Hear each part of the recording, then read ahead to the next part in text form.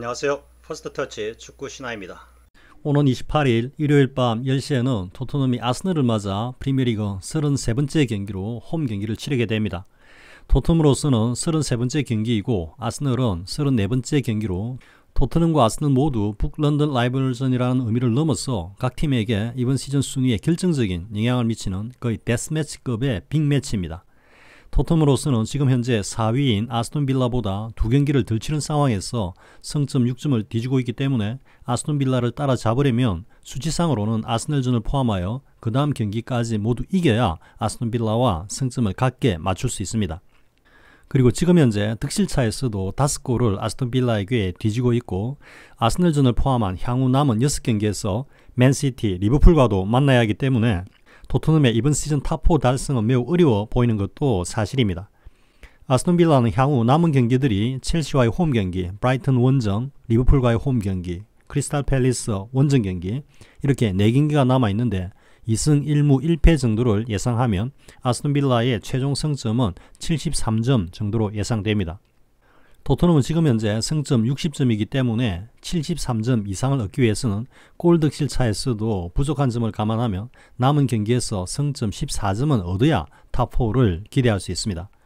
남은 6경기들에서 승점 14점 이상의 성적을 거두는 경우를 각 경우로 생각해보면 첫 번째 경우는 6승 무패, 두 번째는 5승 1패, 세 번째는 4승 2무 이렇게 성적을 거둬야 합니다.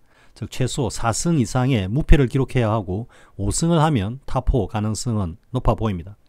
그런데 토트넘의 남은 일정을 보면 지난번 연기가 된 첼시전이 끼어들면서 기존의 일정에 변화가 생기면서 다음과 같은 일정이 되었습니다.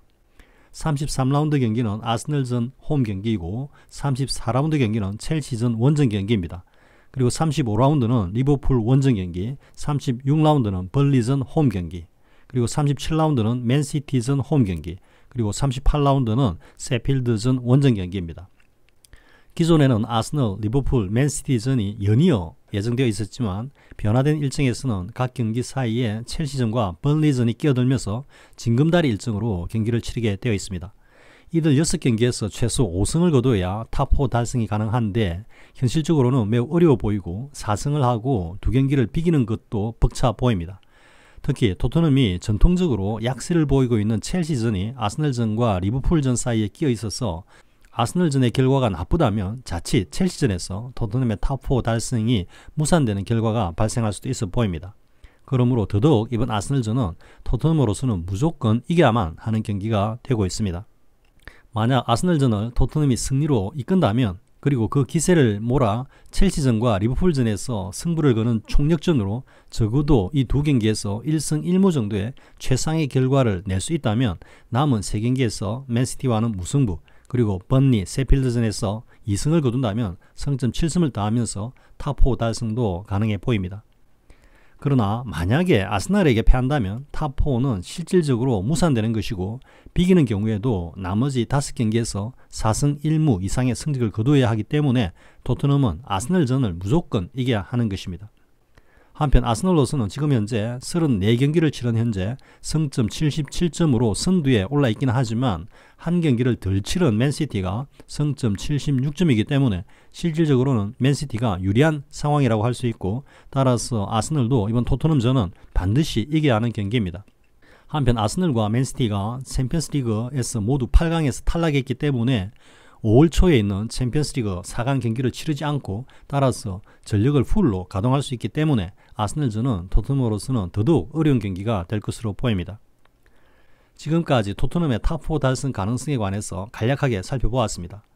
이처럼 남은 일정만으로도 토트넘의 탑4 달성이 어렵다는 것을 알 수 있는데 여기에 포스테코글루 감독의 전술과 토트넘의 취약점이 다른 팀들에게 간파되고 또 실전에서 제대로 공략되고 있기 때문에 남은 경기들에서 토트넘이 고전할 가능성은 더 높아 보입니다. 지난번 3대0으로 패한 풀럼전과 4대0으로 패한 뉴캐슬전에서 보는 바와 같이 포스테코글루 감독의 경기 스타일에 대해서 상대팀이 맞춤 전술을 가지고 나오는 경우에는 선제골을 허용하는 것은 물론 반격의 기회조차 모색하지 못하고 연속골을 허용하면서 무너지는 모습을 보였습니다. 후반기에 들어와 토트넘은 왜 이렇게 무기력한 경기들을 자주 보여주고 있는 것일까요? 토트넘이 무기력한 경기를 보이는 경기들에서 가장 현저하게 드러나는 문제점은 이렇게 요약할 수 있습니다. 첫 번째는 단조로운 공격 패턴입니다. 즉 공격수들 간의 스위칭 및 다양한 공격 패턴이 부족하고 따라서 상대 수비에 효과적인 방어가 가능한 공격 패턴을 계속해서 고집하고 있다는 것입니다.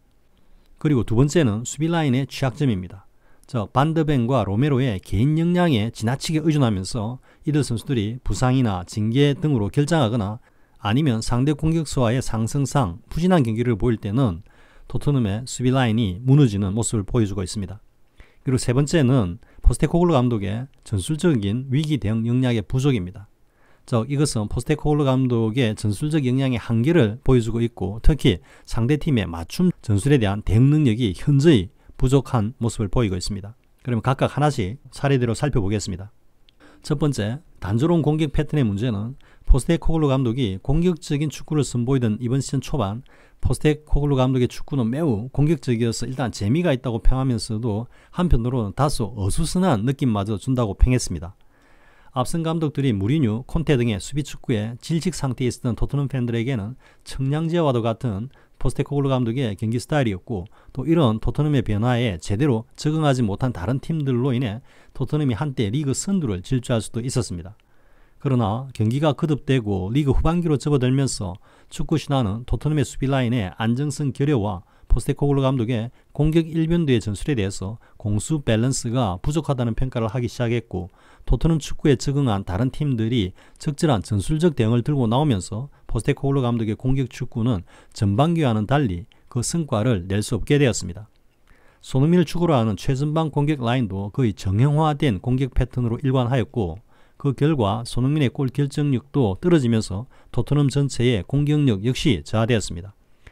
이러다 보니 시즌 초반 촌평으로 덧붙였던 토트넘 공격의 어수선함만 두드러지는 모습을 보이고 있을 뿐 보다 업그레이드된 전술과 공격력을 보여주지 못하고 있습니다. 그러다 선제 실점을 한 후에 경기를 따라붙고 역전을 시키는 모습을 전반기에서는 쉽게 볼 수 있었지만 후반기에 들어서는 선제 실점 후 그냥 밀려버리고는 패배를 당하는 모습을 자주 보이고 있습니다. 이러한 결과는 단지 상대팀의 효과적인 전술적 대응의 결과물이라기보다는 이러한 대응에 대하여 적절한 변화를 가져가지 못하는 포스테코글루 감독의 공격 전술 역량의 한계에 기인한 면이 더 크다고 볼 수 있습니다.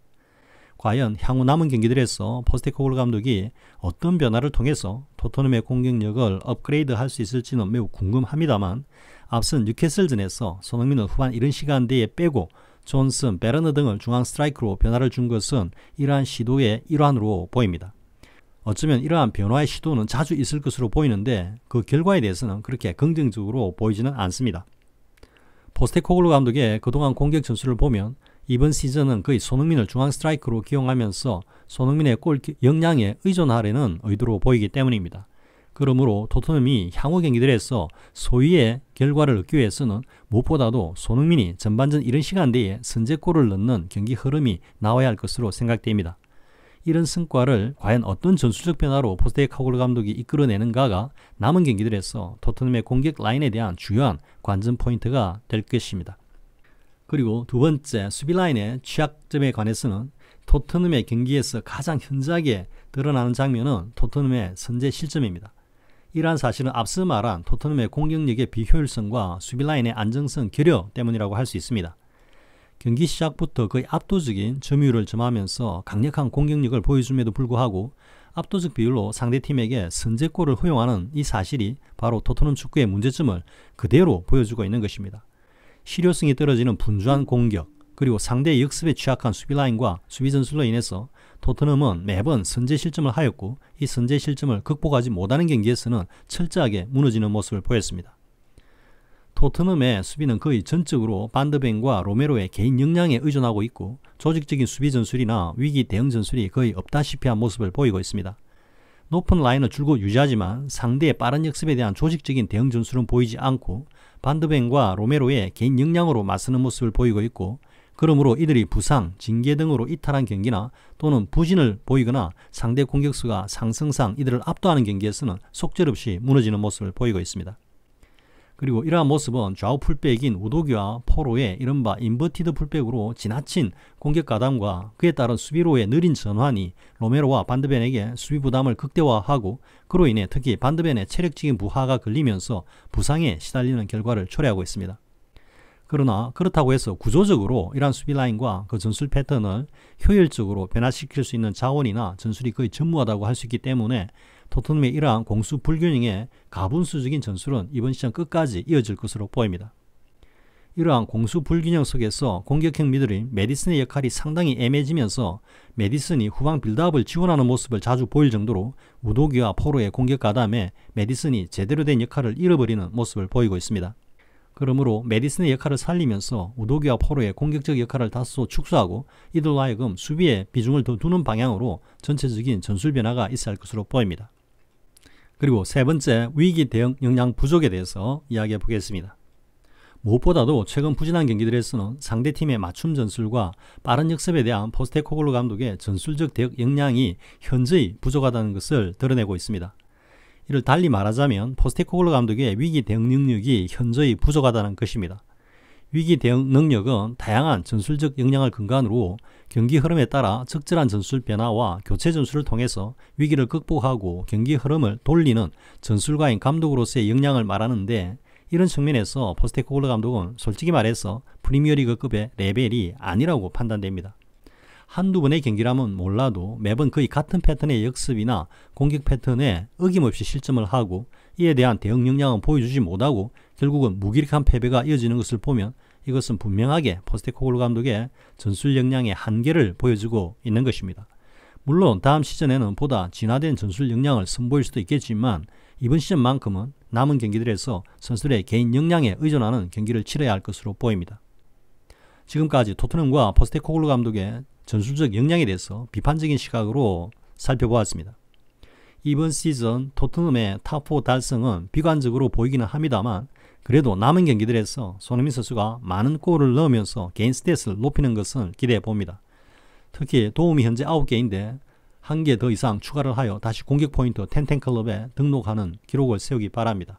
그리고 가능하면 리그 20골도 달성하고 적어도 프리미어리그 득점 순위 탑5 안에 드는 결과를 기대해 봅니다. 시청해주셔서 고맙습니다. 구독과 좋아요를 주신 분들께 감사드립니다. 고맙습니다.